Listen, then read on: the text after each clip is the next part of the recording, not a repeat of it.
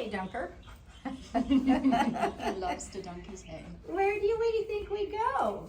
Where do we go? Does our head go there? He's like, I don't know. I don't know what to do with all you. I know. It smells good. And this bucket's good because it kind of makes it like a vault. Yeah. So you can see he can't. Hi. There we go. Hi, sweetie pie. I'll mix this up just a little bit. I'm not trying to taunt you, but it's a little balance in there. There's our little go. That's right. And then I exaggerate where I feed, so I really want him to try to anticipate. It's going to come over here anyway, so why stay by it? If we feed it's too close to the food source, we end up drawing attention to it, which we don't want to do. Okay. Hi. And I just touched him on the shoulder, and you could tell I could feel the tension in his shoulder, and he kind of backed up a little bit, and I think he probably felt just a touch of conflict, because he's like, I want to do this, you seem like a good one, but you've just done something that might be a little triggery. Even though I didn't want to go to his neck or his face or his ears or something that may be more close to his head right yet. I want to build up to that. Hi, sweetie. And where's our little head go? I know. Yes, just like that. You are such a good boy. Hi. Good. And that time I didn't feel the tightness under him the same that I did the first time. So what I want good. What I want that tactile to be is more about, good. And being sure that we've got, building a strong reinforcement history with being touched, period. And then eventually moving up, going, hi, sweetie, hi. And so now, right up here.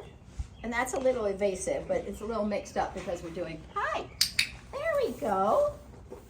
Yes, we're gonna come over here a little bit. I don't want him to feel like he's against the wall and doesn't have an out if he needs to. Now I'm going faster than I would because I would really build up the bridge conditioning and the target training before I went to this. And we're gonna talk about, good. So now I at least patted him right behind the jaw, and I could click and feed that. So what we want to do is pair the food with this kind of thing. So he starts instead of, he has a feeling in his head. It makes me feel bad. It makes me feel unsafe. And so what we want to do, hi. And did you see that little extra jump in there? Yeah. There's something happened, in the environment. Yeah. But because I was touching his neck, he's what we call trigger stacked. So his adrenaline's up a little bit. And he's like, I'm not sure what this is about. I don't know what to make of the stranger. Luckily, I'm just a little girl stranger, not a big man stranger. But trying to help him. So when he was thinking, okay, I'm doing this thing and I'm not sure what I'm doing, and then another little thing happened that just took his adrenaline up a little bit more, and that's when adrenaline's piling up. And it's like watching a scary movie and the phone rings. It can ring all day long, you don't care. But when you're in the middle of a scary movie and then it goes and and it's nothing, but you've already got your adrenaline up. Hi, sweetie. Hi. Hi. Oh boy.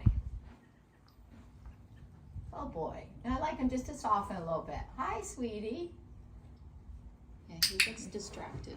Yes. Yeah. And I think kind of with some of the things, sometimes it's just their nature, it's part of who they are and it's just their genetics. And yeah, but I imagine with some of the things he's been through, there's a lot of suspicion and really, that's probably deep seated in there. Good. I liked him just even lowering his head with me a little bit because I just did kind of some hard pieces. Now I'm going to try the target. Now, keeping in mind, a horse that has been through a lot, and I don't know if you've used a target at all, seeing this new thing, have you used a target with him? A little bit. A little bit? Okay, so it's if it's on a stick, a lot of times a stick can be associated with things on sticks aren't always great. Yeah. So it's a short one for now. We can make it longer, and I'm going to have it come forward. And look, see, very cautiously touches it.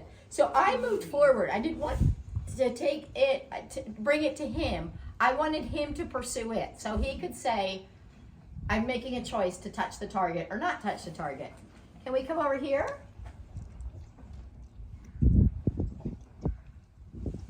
Hi, sweetie.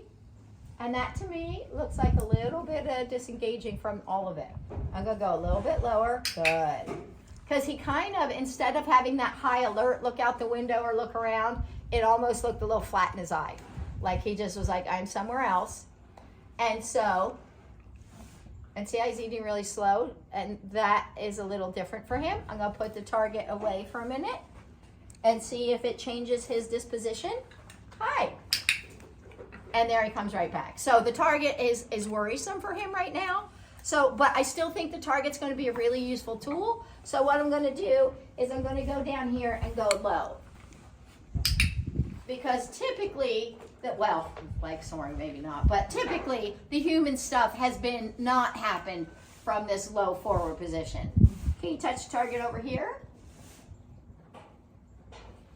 Hi, sweetie pie. You're really sweet.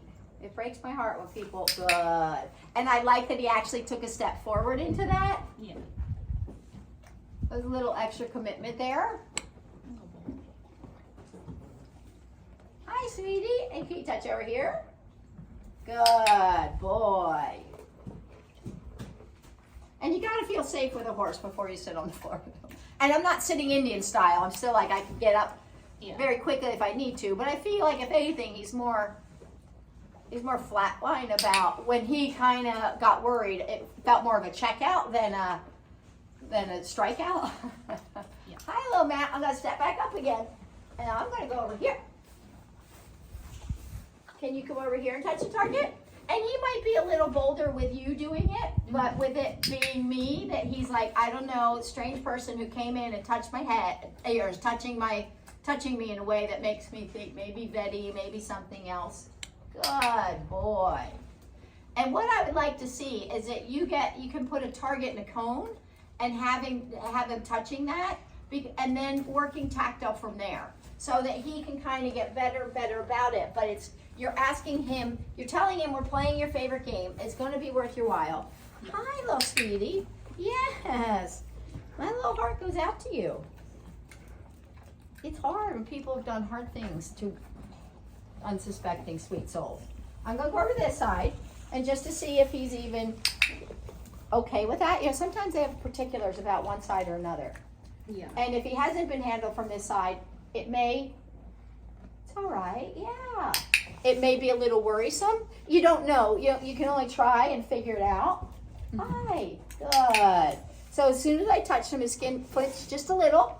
But then, while I was touching him, I click and feed and let him know that this is okay. This is going to be something we want to do. It's called systematic desensitization and counter conditioning. So scales are like this. A lot of weight says that's bad news. Yeah. And so every time we put positive reinforcement on this side of the scale, we can now start to change that association.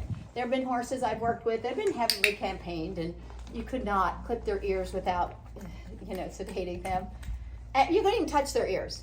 And pretty soon, I just put my hand up, they're like, touch my ears, and that's what we want to get into. But for now, he's a little further from that, but it's kind of started on the path towards that. Good boy. And I'm going to feed him for that, because what I like, we'll get your little extra. And what I liked about that was that he let me at least touch his cheek without flinching, and I didn't feel like it got tense there. And I thought, that's a place I just want to draw attention to, and saying that's all it is. Now also, me just leaving, bye sweetie pie. Me also, and see there's still food in there, so he's still interested in wanting to do this, which is giant. There we go. So, which is actually really big, because it's saying, I want to still do this. And right now, he's also learning a lot, because the lady came in and did the stuff where he's probably thinking, are you a vet? I don't know what you're doing. I don't know what you're about to do. But the lady came in and did the stuff, and it was all good, and I left. So it didn't end up where he suspected it might. It didn't predict what he thought he was suspicious it might lead to, for whatever reason.